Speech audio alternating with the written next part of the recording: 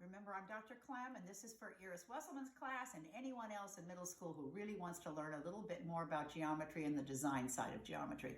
Today we're going to do dissecting any polygon into triangles, because the triangle is the basic shape of Euclidean geometry. So we work in Euclidean geometry on a flat surface, and any polygon can be dissected, cut into pieces that are just triangles. I have another conjecture we'll get to later, but let's look with some of the ones that we have here, and I'd like you to be able to do this on your own. So I'm starting with a big triangle. I have some big shapes that are puzzles that I make, so I'm using those as the design. This is an equilateral triangle, and how could we cut it into triangles? So, I mean, it's a triangle itself, but how could we cut it into other triangles? Well, you can keep doing it forever, as a matter of fact, but you could be making this, for example. And I'll just make it light so that you can see these are the constructed cuts. This is called dissecting. But you could also dissect each of these into triangles too. So you can keep going and make lots of triangles. You see 1, 2, 3. So you can make lots of triangles, and you can keep cutting them into multiple triangles. It's really easy. However, I'm going to tell you, if you do this and then you want to turn this into a puzzle to give your family members or your friends, you want to keep a picture, because it's very difficult to put back together. I'll just tell you that the triangle is the hardest one to put back together. But you see, you can turn each one of these triangles into triangles. You could keep cutting here, and you would have a triangle, and you'd have another triangle. And you could cut here, and you'd have another triangle. Or you can cross between the two. You could cut from here to here, and you would have a triangle there, and then you can cut these into triangles also. So you could keep cutting this into many, actually an infinite number of triangles. Okay. Now let's try a different shape and see what we can do there too. This is an equilateral pentagon. See, I have the shape here. So how can we cut it into triangles? Well, if I go from here to here, that would be 1, 2, 3 pieces. If I go from here to here, not necessarily. That will give me a 1, 2, 3, 4, a quadrilateral, but you then could cut it down to triangles. So let's just go from here to here, and we'll see, did we make a triangle out of that? And you can do them all your own way. There's not just one way to cut the polygons, okay? So there, now we have a triangle. Now we have what's left here, a 1, 2, 3, 4 quadrilateral. How could we turn that into triangles? I think if we go from here to here, you will get a triangle. And is this a triangle here? Yes. So we've taken the pentagon and cut it into 1, 2, 3 triangles.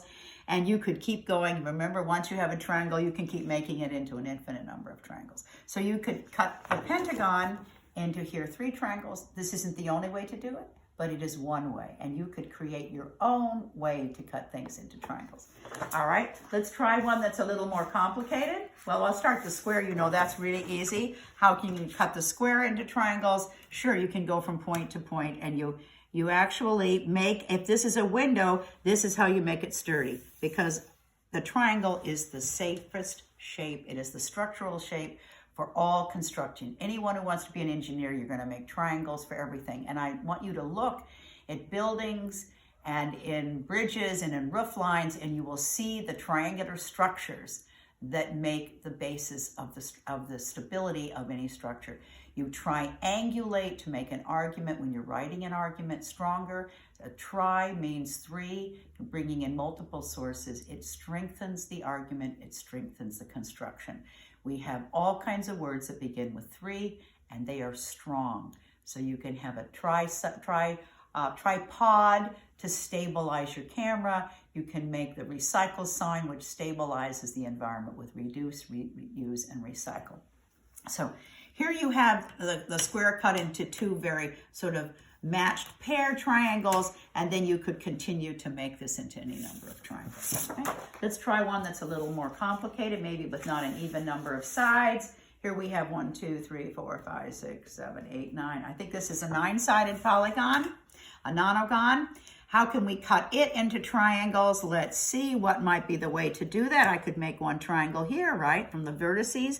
Generally, you'll notice that you take them from the corners, but they don't have to be. You can do all kinds of things. So now there's one triangle. What can I do now to turn into some more triangles? Well, I can sort of make them like a fan in some ways. Look at there. Out of here now, I can make this one. You can find your own ways to dissect the polygon into just triangles. And look, I could keep going out of here, and what's going to happen? I'm going to get an interesting set of triangles all the way around.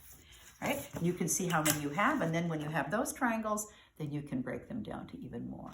All right, I have a couple others that we can work on here. Let's try this one.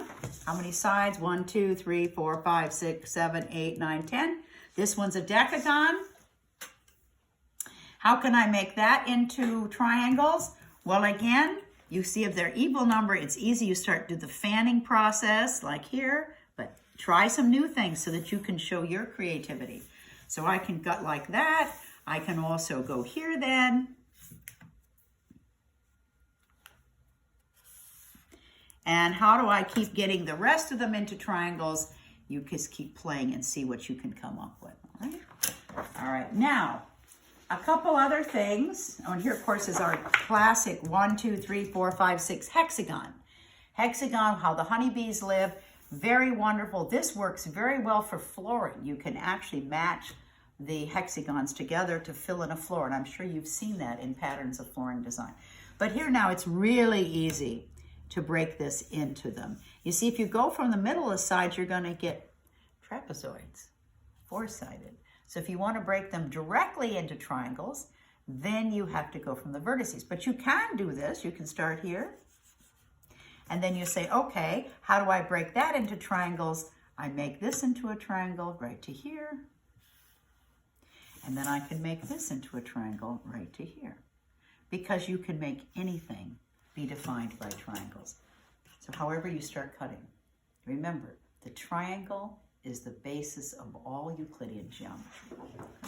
Now, we don't have to have regular ones. Let's suppose here I changed this one where we had 1, 2, 3, 4, 5, 6, 7, 8, an octagon. So I dotted these now and brought this in here. So let's suppose this is our octagon. Remember, it's still an octagon. It has 8 sides. 1, 2, 3, 4, 5, 6, 7, 8. Can we break this one down into triangles when it didn't start as a regular polygon?